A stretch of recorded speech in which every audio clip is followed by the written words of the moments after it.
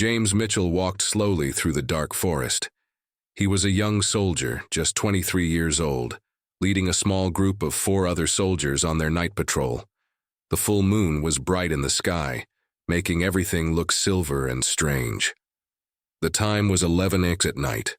They were on Hill 937, a place where a terrible battle had happened exactly 25 years ago. James kept looking around as he walked.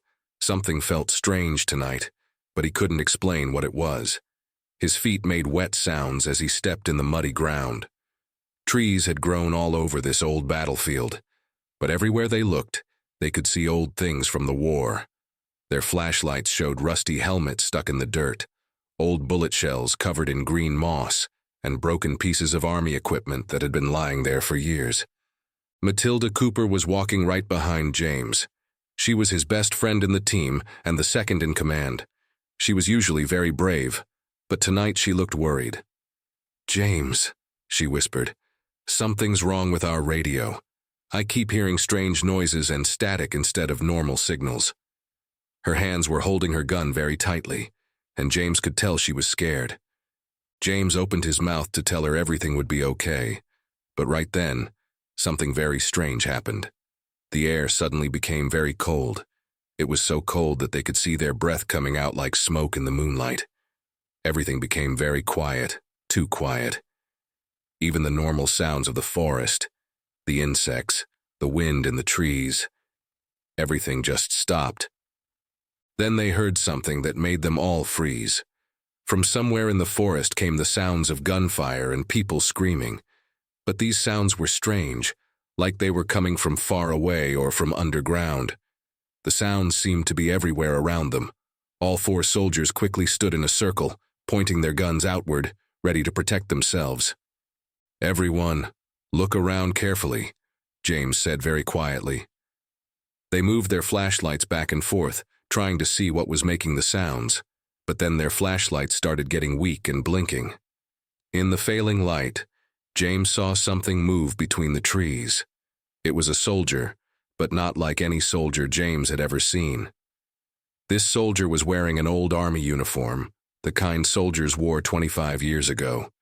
But the strangest thing was that James could see right through him, like looking through a window. The see-through soldier turned and looked at them.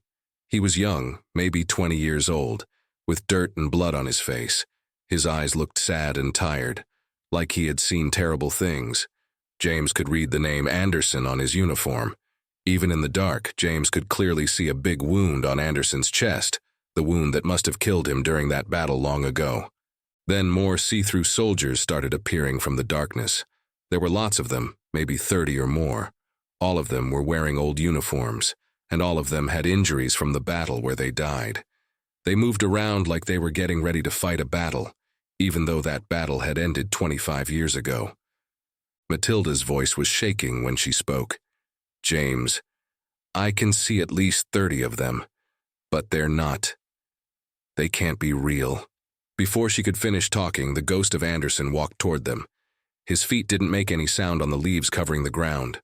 When he spoke, his voice sounded old and tired, like it hadn't been used in many years. "I am Lieutenant Anderson from Charlie Company. We have been waiting here for you. The bad guys are coming back tonight, and this time, we need your help to fight them." James and his team stood there, unable to move, trying to understand what they were seeing. Were these really the ghosts of dead soldiers? And what did they mean about enemies coming back? The night had suddenly become much darker and scarier than they could have ever imagined. James's hands were shaking. He had heard stories about ghosts before, but he never believed them. Now, standing in front of these see-through soldiers, he didn't know what to think. He looked at his team members. Matilda was very pale, Mike was sweating even in the cold air, and Tom had his mouth open in shock. Lieutenant Anderson's ghost moved closer to them. Even though he wasn't solid, the air around him felt ice cold. 25 years ago, Anderson began speaking in his strange, echoing voice. "We fought a terrible battle here. My whole team died trying to protect a very important secret."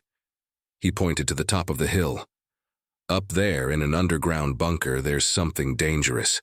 something that could hurt many people if bad guys found it. The other ghost soldiers were moving around them now, but they didn't make any sound. No footsteps, no breathing, nothing. Some of them were very young, maybe 18 or 19 years old. Others were older, with sergeant and lieutenant badges on their see-through uniforms. All of them had serious faces and terrible wounds from the battle where they died. "What kind of secret?" Matilda asked, trying to keep her voice steady. She had lowered her gun. After all, what good would bullets do against ghosts? Anderson's face became very serious. "Chemical weapons," he said quietly. "Enough to kill thousands of people. We were supposed to guard them until a special team could come to destroy them, but the enemy found out about them. They attacked us, we fought hard, but—" He looked down at the deadly wound in his chest. "We all died here. The enemy ran away when their leader was killed, but they never found the weapons. We've been guarding this hill ever since, making sure no one finds the bunker." Suddenly, one of the ghost soldiers who had been watching the forest came running back. Even though he was see-through, everyone could tell he was worried. "Lieutenant Anderson," he shouted. "They're coming. We spotted trucks on the old forest road. It's them. They've come back."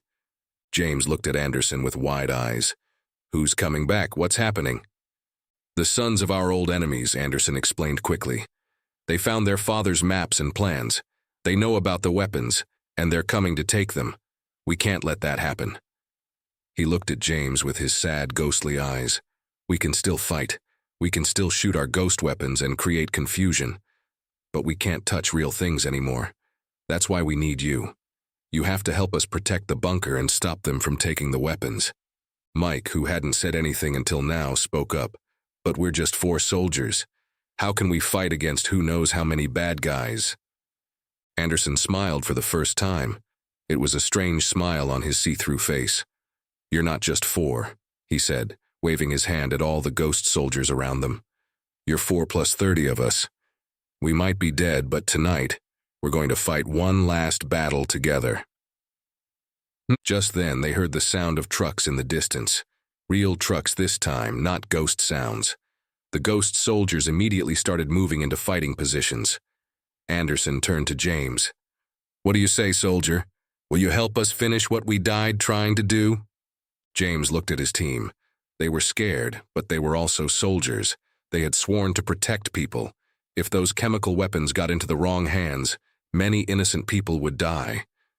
He stood up straighter and nodded to Anderson. "Tell us what to do, Lieutenant. We're with you." The night was about to become even stranger. Living and dead soldiers, fighting side by side in one final battle to protect a deadly secret. The moon disappeared behind dark clouds, and the first sounds of enemy vehicles got closer and closer. The enemy trucks were getting closer. James and his team quickly moved into hiding positions behind large trees and old fallen logs. The ghost soldiers spread out around them, their see-through forms looking like a misty army in the darkness. Even though James couldn't feel them physically, knowing they were there made him feel stronger. "There are 3 trucks coming," whispered Anderson, who could somehow see through the thick trees. "About 15 men total. They're heavily armed." He pointed to a narrow path between 2 hills. "They'll have to come through that gap. That's where we'll stop them." Matilda checked her radio again, hoping to call for backup, but it was still making strange noises. "The radio's dead," she said. "We're on our own." Suddenly, one of the ghost soldiers, a young one who looked no more than 18, appeared next to them. "Lieutenant Anderson," he said excitedly. "I remember where we hid extra ammunition during our last battle. It's in a small cave behind the big rock. We never got to use it." Anderson's eyes lit up, a strange sight on a ghost's face. "Good work, Jenkins." He turned to Tom, the strongest member of James's team. "There's a large rock about 50 feet to your right. Behind it, you'll find old ammunition boxes. They've been there for 25 years, but ammunition doesn't go bad if it stays dry. We'll need every bullet we can get." While Tom crawled carefully toward the rock, James saw the first truck's headlights cutting through the trees. The enemy was very close now. He could hear men's voices speaking in a foreign language. The ghost soldiers became very still, and some of them started to glow with a soft blue light. What are they saying? James asked Anderson quietly. They're talking about the bunker, Anderson replied. They have the old maps, but they don't know exactly where the entrance is. He smiled grimly. That's good. It gives us time. Tom came back carrying 2 heavy boxes of old bullets. These look okay, he whispered, passing them around. But how do we know these guys are really bad people? Maybe they don't know how dangerous the weapons are. Just then, they heard one of the enemy leaders speaking in English to his men. Remember, once we get the weapons, we'll test them on the nearest town. That will show everyone how powerful we are. Mike's face turned angry. I guess that answers your question, Tom. These guys are definitely bad news. Anderson gathered everyone close. Here's the plan, he said. When I give the signal, we ghost soldiers will create a distraction. We'll fire our ghost weapons. They can't hurt anyone, but they'll make noise and light, and that will confuse the enemy. While they're distracted, your team needs to split up. 2 of you go right, 2 go left. Catch them in a crossfire. But won't they see how few of us there are? Matilda asked worriedly. Anderson shook his head. No, we'll make it look like the hill is full of soldiers. Trust me. When you see 30 ghosts running and shooting, even if the bullets aren't real, it's very scary. Most people would run away just from that. James checked his weapon one last time. The enemy trucks had stopped at the gap between the hills, exactly where Anderson said they would. Men with guns were getting out, looking around with flashlights. They seemed nervous, like they could feel something strange in the air. One more thing, Anderson said seriously. In our last battle, we learned that the enemy had a secret weapon, gas masks. They might have brought them again. If they get to the bunker and find the chemical weapons, masks won't help them. The weapons in there are much worse than anything they're expecting. The enemy soldiers were spreading out now, getting closer to their position. James could see their faces in the moonlight. They looked mean and determined. He squeezed his rifle tightly and looked at his team. Despite being scared, they all nodded at him. They were ready. Anderson stood up, a ghostly soldier preparing for one last battle. Get ready, he whispered. When I shout now, all hell is going to break loose. And remember, you're not just fighting for us. You're fighting for all the people these weapons could hurt. The enemy was only 50 feet away now. James held his breath. The ghost soldiers began to glow brighter, their weapons shimmering in the dark. Everything was quiet for one long moment. Then Anderson shouted, "Now!" And the night exploded into chaos. As soon as Anderson shouted, the whole forest lit up like it was daytime. The ghost soldiers created an amazing light show. Their weapons fired bright blue flames that looked like fireworks. They were running and shouting, making the hillside look like it was full of hundreds of soldiers instead of just 30 ghosts. The enemy soldiers started screaming in fear. They had never seen anything like this before. Some of them dropped their flashlights and started shooting wildly into the air. Their bullets went right through the ghost soldiers without hurting them, which made them even more scared. James signaled to his team, "Matilda, come with me to the right. Mike and Tom, go left." They split up just like Anderson had planned. The enemy was so busy looking at the ghosts that they didn't notice the real soldiers moving around them. Then young Jenkins, the ghost soldier who had remembered the ammunition, did something very brave. He made himself glow extra bright and ran straight at the enemy trucks. "Over here!" he yelled, waving his ghost arms. Many of the enemy soldiers turned to shoot at him, but of course their bullets couldn't hurt a ghost. While Jenkins was distracting them, James and Matilda crawled closer to the right side of the trucks. They could see 5 enemy soldiers hiding behind the first truck, looking terrified. These men had come expecting an easy job. Just find an old bunker and steal some weapons. They hadn't expected to fight an army of ghosts. On the other side of the trucks, Mike and Tom were getting into position too. The ghost soldiers kept up their light show, running and jumping through trees and even through the enemy trucks themselves. Some of them walked right through the enemy soldiers, making them scream and shake with cold. "Be careful," Anderson's voice called out. "Some of them are putting on gas masks. They think we're using gas weapons." He was right. Several enemy soldiers were pulling black masks over their faces. But then something unexpected happened. One of the enemy soldiers, a big man with a scar on his face, started shouting at his men in English. "Don't be stupid. They're not real. They're using light tricks to scare us. The real soldiers must be hiding somewhere. Find them."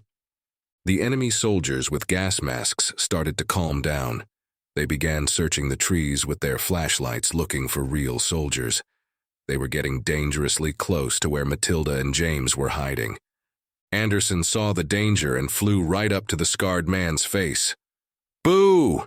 he shouted, making his ghost face look extra scary. The man screamed and fell backward, but quickly got up again, even angrier than before.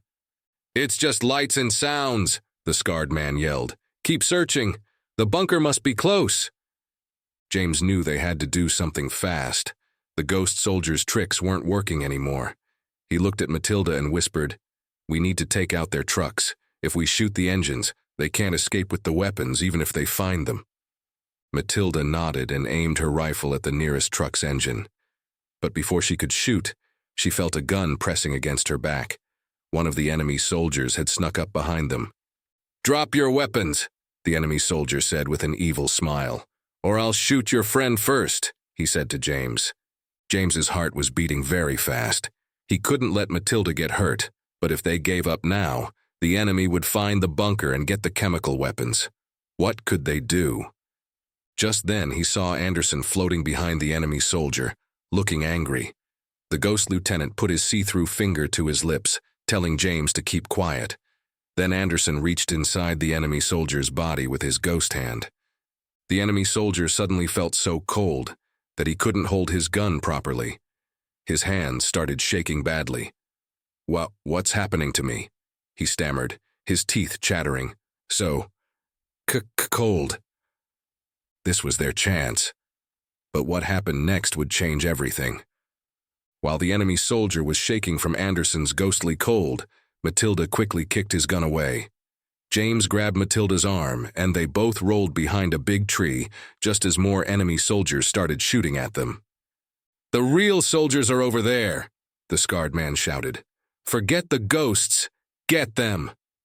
But the ghost soldiers weren't done helping yet. Young Jenkins had a clever idea.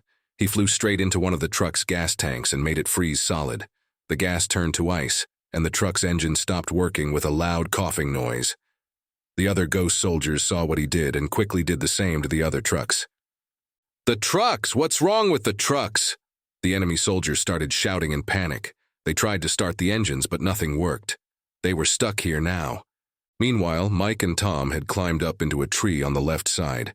They had a perfect view of all the enemy soldiers from up there. They started shooting carefully, aiming at the enemy's legs to stop them from running, but not killing anyone. The scarred man was getting really angry now. He pulled out a map and a strange-looking device. "Forget the trucks," he yelled. "The bunker is close. This detector can find the metal door." He started walking around, holding the device in front of him like a metal detector. Anderson flew to James and Matilda's tree. "He's right. That machine will lead them straight to the bunker. We have to stop him." Suddenly, they heard Mike's voice shouting from his tree. "James, Matilda! The enemy is putting on night vision goggles. They'll be able to see you in the dark now." Things were getting worse. The ghost soldiers tried to blind the night vision goggles with their ghostly light, but it didn't work very well. The enemy soldiers were spreading out, getting closer and closer to James and Matilda's hiding spot. Then Matilda remembered something important. "James," she whispered, "remember our training about night vision goggles? They don't work well if you shine bright light directly at them." James quickly pulled out his emergency flare, a bright red stick that makes very strong light. But before he could light it, they heard a horrible sound. The scarred man's detection device was beeping loudly. "Found it!" he shouted excitedly. "The bunker door is under that big rock!" He was pointing to a spot only 20 feet away from where James and Matilda were hiding. Anderson looked worried. "He's right, that's the door. If they open it—" But before he could finish, the scarred man pulled out something that made everyone, even the ghosts, freeze in fear. It was a small box with a red button on it. "This is plastic explosive," he announced proudly. "Enough to blow open any door. Nobody try to stop us, or I'll push this button and blow up everything, including all of us." The ghost soldiers looked helpless. Their ghost powers couldn't stop a real bomb. Tom and Mike couldn't shoot from their tree because the explosion would kill everyone. Matilda was still holding the flare, but they were running out of time. James looked around desperately. There had to be a way out of this. Then he noticed something strange. Every time the scarred man moved his arm, the box with the red button caught the moonlight differently. Something wasn't right about it. Anderson saw James looking at the box and floated closer to it. His ghost eyes could see things normal eyes couldn't. His face changed from worried to surprised. "James," Anderson whispered, "that box, it's not real. It's just a plastic toy painted to look like a bomb. He's trying to trick everyone." Now James had an idea, but it was very dangerous. If Anderson was wrong about the fake bomb, they would all die. If Anderson was right, they could save everyone. He had to make a choice right now. James stood up slowly, stepped out from behind the tree, and raised his hands. The scarred man smiled, thinking he had won. But James had a small smile too.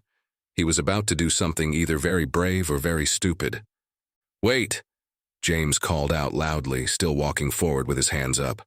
"Before you push that button, I want to tell you something funny." Everyone looked confused. Even the ghost soldiers stopped moving, wondering what James was doing. The scarred man pointed the fake bomb box at James. "Stay back. One more step and I'll push this button." "You know what's really interesting about bombs?" James said calmly, still walking forward. "Real bombs need wires, and real plastic explosives need a detonator." He pointed at the box. "Your bomb doesn't have either." The scarred man's face changed. His confident smile disappeared. He started to look nervous and angry at the same time. "Matilda, now!" James shouted suddenly. Matilda immediately lit the emergency flare. Bright red light flooded the forest. The enemy soldiers wearing night vision goggles started screaming and pulling them off. The bright light had blinded them. At the same time, Anderson yelled to all the ghost soldiers, "Everyone, ghost charge!" All 30 ghosts ran straight through the enemy soldiers' bodies at once. The sudden extreme cold made the enemies drop their weapons and fall to their knees, shivering. Mike and Tom jumped down from their tree and quickly started picking up the dropped weapons. The scarred man tried to run away, but Jenkins flew into his legs, making them so cold he couldn't move. "It's over," James said, picking up the fake bomb box. He opened it to show everyone. Inside was just an old alarm clock with some wires glued on. "Your bomb was as fake as your courage." The enemy soldiers, still shaking from the ghost soldiers' cold attack, started raising their hands to surrender. They couldn't believe they had been tricked by their own leader's fake bomb. But then Matilda noticed something worrying. "James, the scarred man is trying to reach something in his pocket." Before anyone could stop him, the scarred man pulled out a real grenade. "You think you're so smart?" he snarled. "This one is real, and it'll be strong enough to break open that bunker door." Everything seemed to slow down. The scarred man pulled the pin from the grenade and raised his arm to throw it at the bunker door. Matilda, James, Mike, and Tom were too far away to stop him. The ghost soldiers couldn't grab the grenade because their hands would go right through it. But Lieutenant Anderson had an idea. He looked at all his ghost soldiers and shouted, "Everyone, create a ghost wall, now!" All 30 ghost soldiers quickly flew together, creating a solid wall of ghost bodies between the scarred man and the bunker door. The scarred man laughed and threw the grenade anyway. "Ghost soldiers can't stop real grenades," he shouted. But Anderson smiled. "We're not trying to stop the grenade," he said. "We're creating a freezing cold wall of ghost energy." As the grenade flew through the wall of ghosts, something amazing happened. The extreme cold from so many ghost bodies at once froze the grenade's moving parts solid. The grenade fell to the ground, completely frozen and harmless. The scarred man's face went white. Now he had no weapons, no bombs, and no tricks left. He fell to his knees and put his hands up just like his men. Tom quickly picked up the frozen grenade and carefully put it in a safe place. Mike and Matilda kept their guns pointed at the enemy soldiers, while James tied their hands with rope from their backpacks. But the night wasn't over yet. Nobody had noticed that one enemy soldier had slipped away during the confusion. He was hiding in the shadows, holding something much worse than a grenade. Young Ghost Jenkins was the first one to spot the hidden enemy soldier. "Lieutenant Anderson," he shouted. "Behind the big oak tree, he's got something." The hidden soldier jumped out from behind the tree. In his hands was an old-looking metal box with strange writing on it. Everyone gasped, even the ghost soldiers. Anderson's face filled with horror. "That's one of the chemical weapons from the bunker," Anderson shouted. "But how? The door is still locked." The enemy soldier smiled wickedly. "You fools. While everyone was fighting up here, I found another way in. There's a small cave that leads to a crack in the bunker wall. This box was right inside." He held up the metal box. "One wrong move and I'll open it. The gas inside will kill everyone, except my friends who are wearing gas masks." James and his team looked at each other in fear. They couldn't shoot at the soldier. If they hit the box, the gas would come out. The ghost soldiers couldn't help because they couldn't touch real objects. What could they do? But Anderson was looking closely at the metal box. His ghost eyes widened. "Wait a minute," he said quietly to James. "That box, it's not from our bunker. I remember every weapon we guarded, and that's not one of them." The enemy soldier laughed. "You're lying. It has to be real. We found it exactly where our father's map said it would be." Then something strange happened. An old memory flashed in Anderson's mind. "Jenkins," he called out. "Remember that last day when we were moving the weapons deeper into the bunker? Remember what we did with the empty boxes?" Jenkins' young ghost face lit up with understanding. "Yes, we filled them with—" He stopped talking and started giggling. The enemy soldier was getting nervous. "Shut up. This is a real chemical weapon. Look, it even has warning labels." "Those are fake labels," Anderson said calmly. "We put them on empty boxes and left them near the bunker wall as a trap. The real weapons are hidden much deeper inside, behind 3 locked doors." "You're lying," the soldier screamed. He started to open the box. "I'll show you it's real." "I wouldn't do that if I were you," James said, trying not to laugh. "Unless you want to be covered in—" But it was too late. The soldier opened the box and thick purple powder exploded all over him. He started coughing and sputtering, but not because it was poison gas. The purple powder had a very familiar smell. "Grape juice powder?" the soldier said in shock, looking at his now completely purple hands, face, and clothes. You filled fake weapon boxes with grape juice powder?" All the ghost soldiers started laughing. Even the tied-up enemy soldiers couldn't help giggling at their purple-covered friend. Jenkins was laughing so hard that his ghost body was doing flips in the air. "It was my idea," Jenkins said proudly. "We knew someday bad guys might find that crack in the wall, so we left them a colorful surprise." The purple-covered soldier dropped the box and put his hands up. He knew he looked too silly to be scary anymore. James quickly tied him up with the others while Matilda radioed for backup. The radio was finally working again now that all the ghost activity had calmed down. But just as everyone was starting to relax, they heard a loud boom from deep underground. The ground shook and dust fell from the trees. Everyone went quiet. Anderson's face turned serious again. "That came from inside the bunker," he said. "The real entrance must have been opened somehow. But that's impossible unless—" His ghost face went even paler than usual. "Unless someone else has been down there all along, planting bombs while we were fighting up here." James looked at the tied-up enemy soldiers. They weren't smiling anymore. Instead, they looked terrified. "There's something we haven't told you," one of them whispered. "We're not the only group trying to get those weapons tonight." "What do you mean you're not the only group?" James asked quickly. The ground shook again with another boom from underground. The enemy soldier, still tied up, looked scared. "There's another team. Professionals. Real bad guys. They hired us to make noise up here, to distract anyone guarding the hill. While everyone was watching us, their team was finding the real entrance." Anderson flew right through the soldier's body, making him shiver. "Tell us everything now." "They're called the Shadow Team," the soldier said, shaking from the ghost's cold. "There are 5 of them. They have special equipment to detect hidden doors. They've been planning this for months. Matilda checked her rifle's ammunition. We have to get down there fast, but we don't even know where the real entrance is. Anderson pointed to a group of bushes about 50 feet away. It's there. We kept it hidden with plants and fake rocks. But if they have good detection equipment, they probably found it. James turned to Mike and Tom. You two stay here and guard these prisoners. Matilda, you're with me. Then he looked at Anderson. Can you and your ghost soldiers help us underground? Anderson nodded. The bunker tunnels are where we died. We know every corner of them. He turned to his ghost army. Jenkins, take 10 soldiers and stay up here to help guard. The rest of you come with me. They ran to the hidden entrance. Under the bushes, they found a metal door that had been forced open with small explosives. A dark stairway led down into the ground. They could hear noises echoing up from below. Be careful, Anderson warned as they started going down the stairs. The bunker has 3 levels. Each one has traps we set up to protect the weapons, but these Shadow Team people might have already gotten past them. The stairs seemed to go down forever.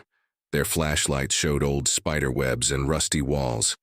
The air smelled dusty and old.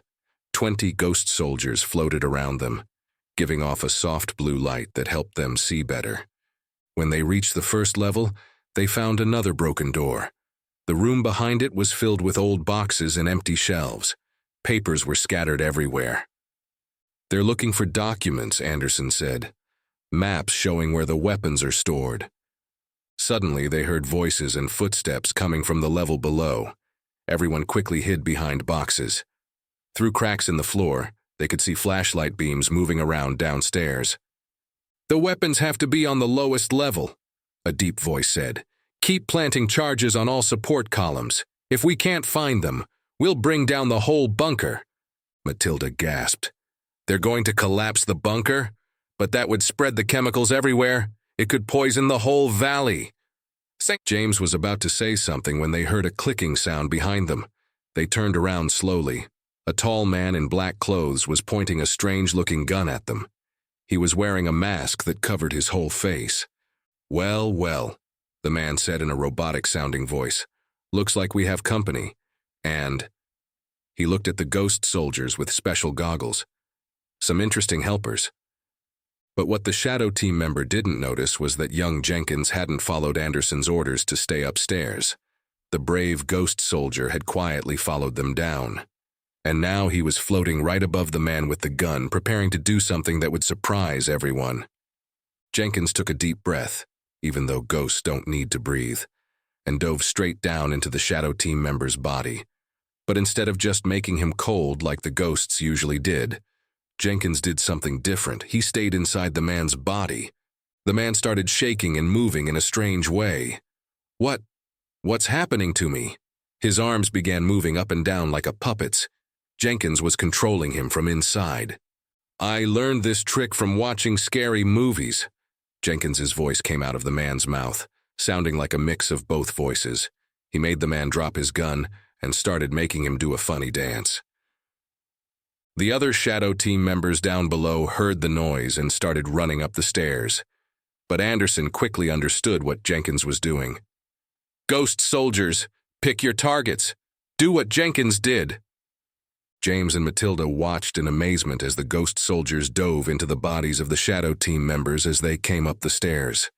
Soon, all 5 of the bad guys were dancing around like puppets, unable to control their own bodies. This is impossible, one of them shouted, his arms waving in the air. Nothing's impossible with ghost soldiers, Jenkins said happily, making his captured man hop on one foot. But then they heard more explosions from deep in the bunker. The whole place shook harder than before. Dust and small rocks started falling from the ceiling. The bombs they planted, Matilda shouted. They're starting to explode. Anderson flew down to check the lowest level. He came back looking worried. They put bombs on all the main support columns. If they all explode, the whole bunker will collapse. The ghost soldiers can't stay inside their bodies and remove the bombs at the same time. The Shadow Team leader, even while being controlled by a ghost, started laughing. The bombs are on timers. You have 10 minutes before they all go off. Even if you stop us, you can't stop the explosions. James thought quickly. How many bombs are there? 15 bombs, the leader said, still laughing. On 15 different columns. You'll never find them all in time. Matilda grabbed her backpack. I know about bombs. I trained as an engineer. I can disarm them, but not all 15 in 10 minutes. Suddenly, Jenkins had an idea. Wait, the ghosts can't touch the bombs, but we can see through walls. We can guide Matilda to them while James guards the prisoners. Anderson nodded. Good thinking, Jenkins. Ghost soldiers, release their bodies. James, tie them up quickly. Matilda, follow us. We'll be your eyes. They tied up the shadow team members with rope from their backpacks. Then Matilda followed the ghost soldiers down to the lowest level, moving as fast as she could. The ghosts spread out, floating through walls and floors. Found one, a ghost soldier shouted. Behind the third column. Here's another, called another ghost. Under the stairs. 2 more over here, Jenkins yelled from somewhere inside the walls. Matilda ran from bomb to bomb, carefully disarming each one. Her hands were steady even though sweat was running down her face. She had disarmed 10 bombs in 7 minutes, but time was running out. The bunker was still shaking, and bigger rocks were falling now. 3 minutes left, Anderson called out. 5 more bombs to go. James finished tying up the last shadow team member and ran down to help. But when he reached the bottom level, he saw something that made his blood run cold. In the corner of the room was the biggest bomb they'd seen yet. Its timer was counting down faster than the others. Matilda, he shouted. This one's different. It's the main bomb. If it goes off, it'll set off all the others at once. Matilda ran over to look at it. Her face turned white. This is bad, she said. Really bad. This isn't like the others. I don't know if I can disarm this one in time. The timer on the big bomb showed 2 minutes left. Matilda's hands were shaking as she looked at all the wires and buttons. There are too many wires, and they're all the same color, black. One wrong cut and... Suddenly, Anderson's ghost form started glowing brighter than ever before. Wait, I remember something. His voice was excited.